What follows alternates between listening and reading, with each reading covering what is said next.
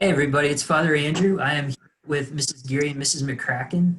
We're excited to kind of give you this time of just sharing a little bit about how the semester has gone so far, how the last couple of months have gone, um, and just wanted to reach out to you before Thanksgiving and let you know that we're still thinking and praying for you, and we're still here for you, and just wanted to kind of go over just what's been going on. So I know I'm told that there have been some crafts and some other activities going on. So I don't know if Mrs. Geary have like anything you wanted to kind of talk about what your class has been doing. Hi, everybody. Um, yes, we've been doing a craft for Thanksgiving. I have an example right here. I got some pictures of that. It's a thankful tree, gratitude tree, and prayer tables that Annette had asked everybody to do. I've got a few of those too. Um, there's been a bunch of people have handed in their homeworks, so I appreciate that. And what else have we been doing? A few games I've sent out during Halloween, a saint game, guessing game, and hopefully everybody got to watch the first video on Genesis. Um, and really that's all. Hopefully everybody is well and doing things on their own, and I miss seeing all their little faces. Nice, nice. Are the for like the families to do at home and Yeah, most of the things I'm sort of making family based, so it looks that way. It looks that, people are sitting down and reading with their kids, and then they're answering the questions together, and some of the projects are family oriented. okay, nice, nice. Now, I think both of your classes are prayer tables, right? Mhm. What are what are kind of some of the examples of what they're doing with these prayer tables? Like what exactly is a prayer? I haven't actually seen any of these, but I don't know if you wanted to. Beth, maybe you should show since you have Sure. pictures. So I have a picture of one of our students sent in that they had done together with their family. And for example, there's a crucifix, a rosary beads, candles, which they light at night while they say their prayers, um, a, a student Bible for Catholics. I know personally too, our prayer table here at the McCracken home looks fairly similar. We have our rosary beads. We do the rosary weekly too with Mrs. Tracy and a bunch of people. We have a sign about angels, our beginner's Bible, and then our worry angel, because there have been some worries in this Okay. challenging year. So, Um, yeah. but the beauty of the prayer tables for the people who have sent them in has been that the parents have enjoyed doing it with the children, and probably makes them pray together even more than they had in the past. That's the hope. Good. Pretty good.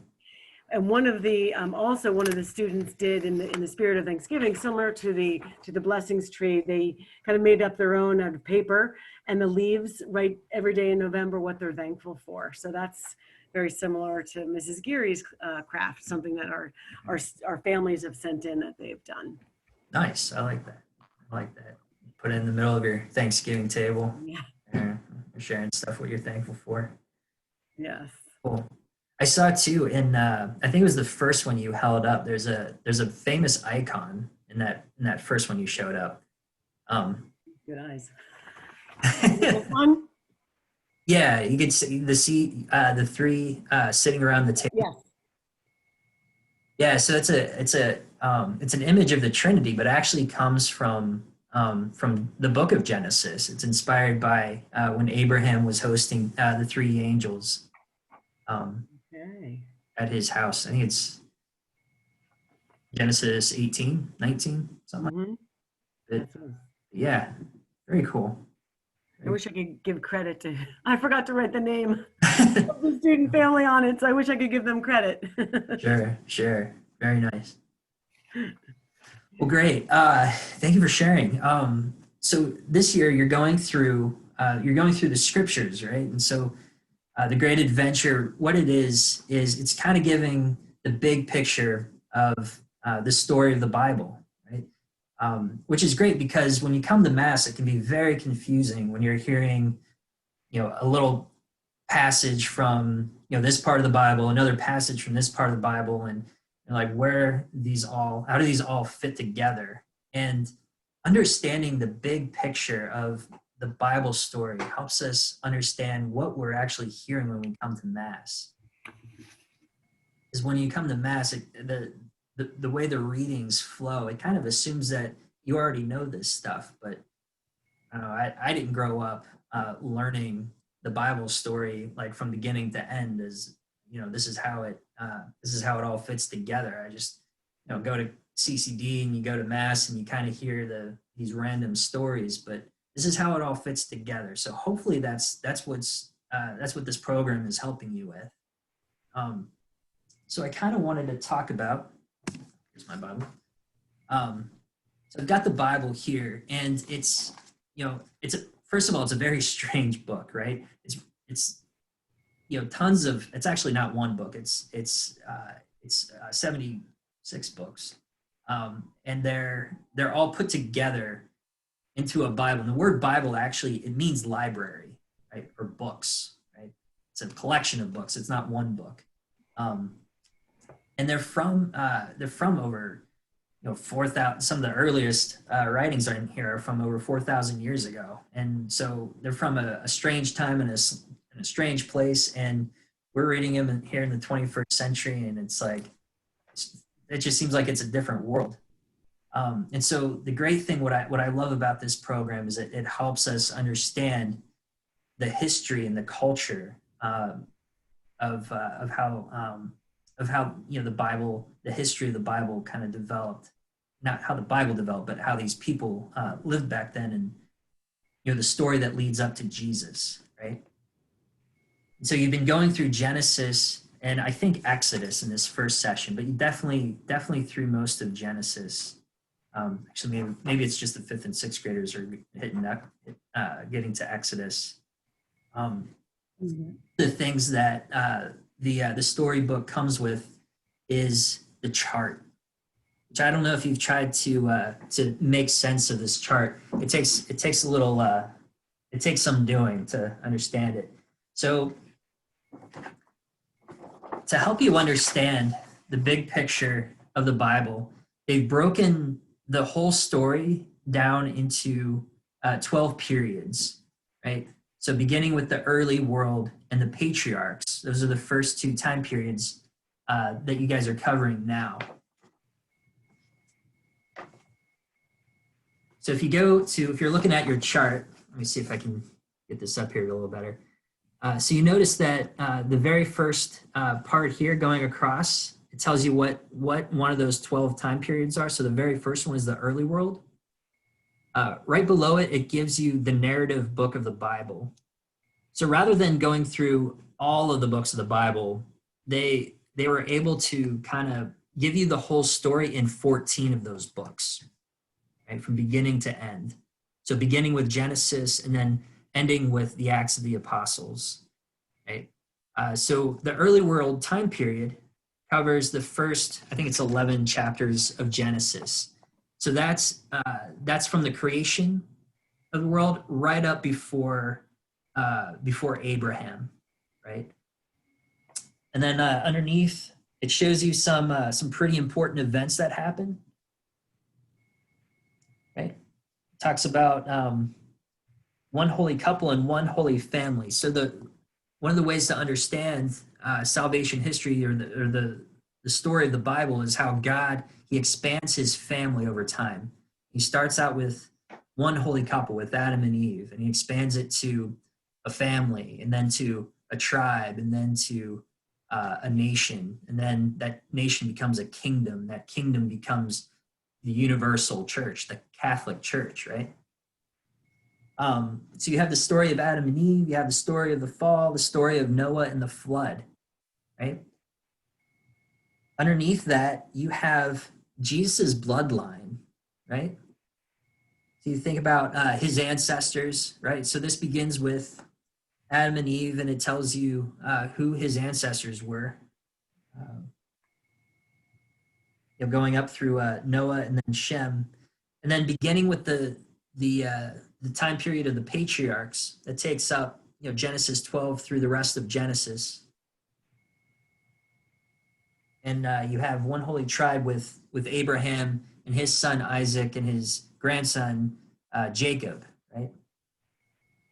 And then Jacob, if you haven't gotten there yet, his name changes to Israel, right? God changes his name to Israel, which is where we get the nation. And the nation Israel is made up of 12 tribes named after the 12 sons of Jacob, right? So then, and then the last part of the chart to kind of point out is it'll tell you some other important characters down there, but especially roughly the date that all this is taking place. So Genesis 1 through 11 is taking place before 2200 BC, right? Then the time of Abraham and the patriarchs is from 2200 to 1800 BC. So that's all before Christ, right? And then with the Exodus from 1800 BC to about 1446. So it helps you understand historically how to place this all into, right? I think it also tells you like the major world power at the time, right? So it talks about, so Egypt is the world power for a number of centuries until you get to Assyria and Babylon. So it kind of helps you understand where the history of the Bible fits in with the bigger world history of what's going on. So I invite you to really dig into this. This will help kind of put together the Bible, kind of map it out in your mind, how it all fits together and when. Kind of the neat little tool to use. So other than that,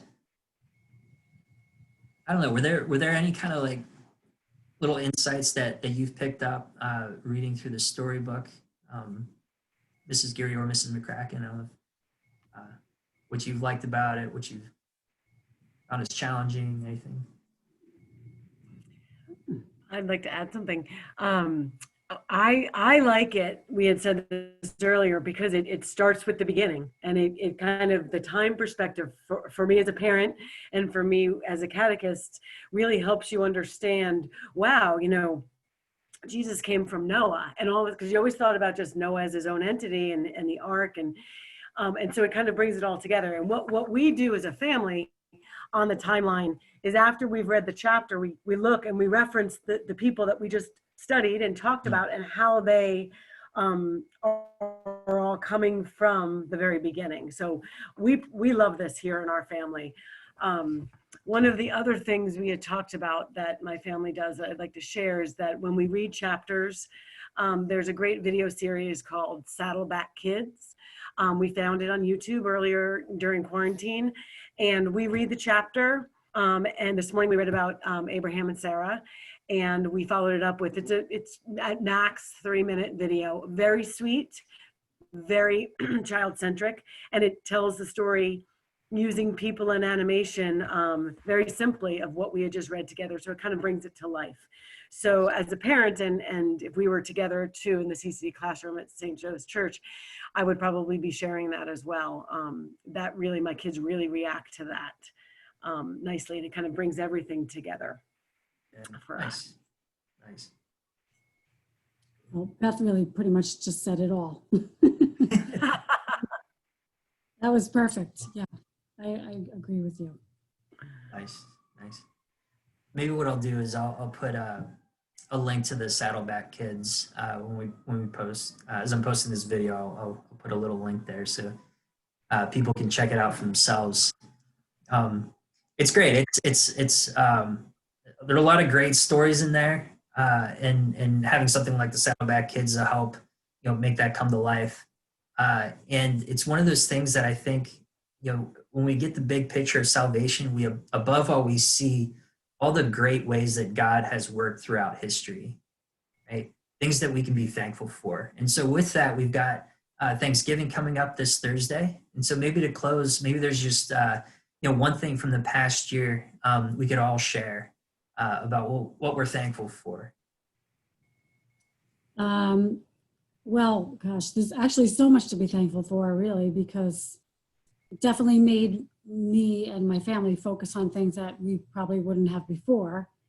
Um, just being able to spend more time with my kids. I mean, I have two teenagers, so that's was always very difficult, you know, in itself. And but for us all to be together is a blessing.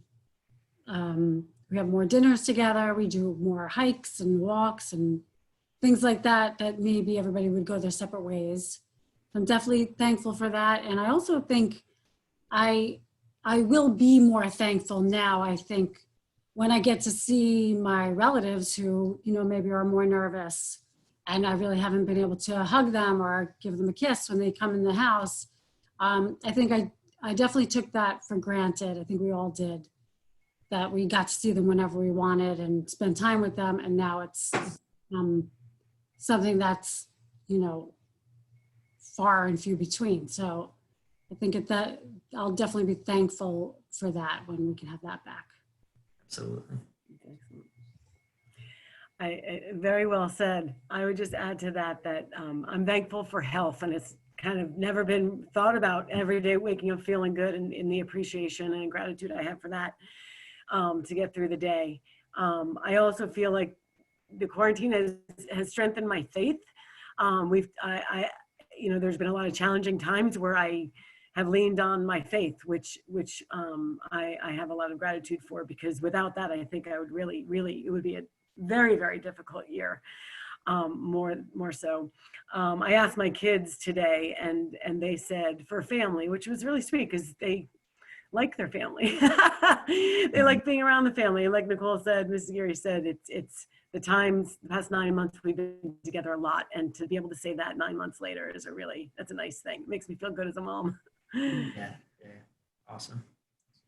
On a similar note, I'm thankful for the baptisms we've been able to have in the recent months. At the beginning, we had to stop all of our baptisms, but then we picked them up late in the summer, and it's great because it's just a great moment to connect with families. It's a great opportunity to see new life in the midst of all the chaos of 2020. That there's something beautiful still going on, and the gift of life is you know, God's still providing, you know, children, you know, to the world, and to be able to celebrate baptism with families is just a beautiful privilege. So, well, good. Well, I hope Mrs. Geary, Mrs. McCracken, you have a wonderful Thanksgiving, and a wonderful Thanksgiving to all of our 3rd and 4th graders. Know that we're always here for you. We're praying for you, and we love you very much. And we're looking forward to the time when we can actually do this in person again. But until then, God bless.